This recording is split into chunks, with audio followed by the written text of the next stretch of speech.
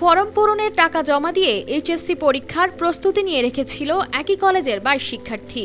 টাকা জমা দেন কলেজের বাংলা বিভাগের প্রভাষক লোকমান হোসেনের কাছে। পরীক্ষার আগের দিন শনিবার প্রবেশপত্র নিতে এসে জানতে পারেন তাদের ফরম পূরণ হয়নি, পরীক্ষায়ও বসতে পারবে না তারা। আমার কাছে 8,000 টাকা চাইছিল, আমার বকেয়া সহ বলে 8,000 টাকা ছিল, আর 4,000 টাকা দিচ্ছি আমরা। 4,000 টাকা দিচ্ছি, আচ্ছা ঠিক আছে হবে তোমাদের। এগুলো ঘুরাইতে ওই ভুয়া সিট সিগনেচার করছি, আমাদের ভুয়া সিট দেওয়া হয়েছে। এই প্রিন্সিপাল স্যার, এই লোকমান স্যার কেন আমাদের সাথে এমন করলো?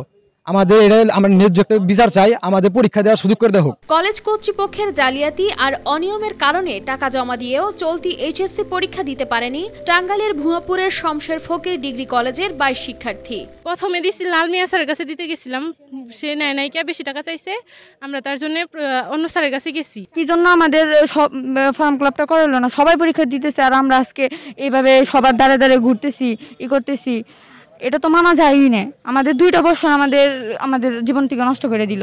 সহপাঠীরা পরীক্ষায় অংশগ্রহণ করলেও প্রবেশপত্র না থাকায় গেটেই আটকে দেওয়া হয় এসব শিক্ষার্থীদের। এ ঘটনায় ক্ষুব্ধ শিক্ষার্থীদের অনেকেই কান্নায় ভেঙে পড়েন।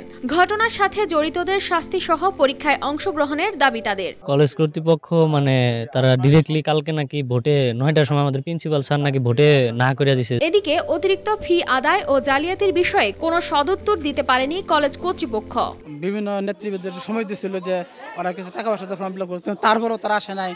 তারপরে যেন আমরা পে স্লিপ কাটলাম, যে সর্বশেষ 4 ঘন্টা পে স্লিপ কাটলাম, তারপর আমরা 5টা পর্যন্ত এখানে বসে রইলাম, কিন্তু কেউ আসলো না। অন্যদিকে তদন্ত করে জড়িতদের বিরুদ্ধে প্রয়োজনীয় ব্যবস্থা গ্রহণের আশ্বাস দেন উপজেলা নির্বাহী অফিসার।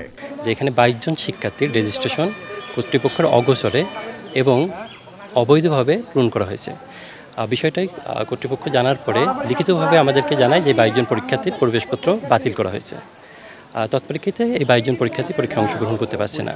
আর এখানে শিক্ষার্থীরা যে অভিযোগ করছে সেই অভিযোগগুলো খতিয়ে দেখা হবে এবং সত্যতা পেলে কঠোর আইনানুগ ব্যবস্থা গ্রহণ করা হবে। এছাড়া এই ঘটনায় অনৈতিক কাজে জড়িত ব্যক্তিদের আইনের আওতায় আনার কথা জানান এই কর্মকর্তা। ওইখানে যে ঘটনাটা ইউনো মহোদয় আছেন, আমরাও শুনেছি।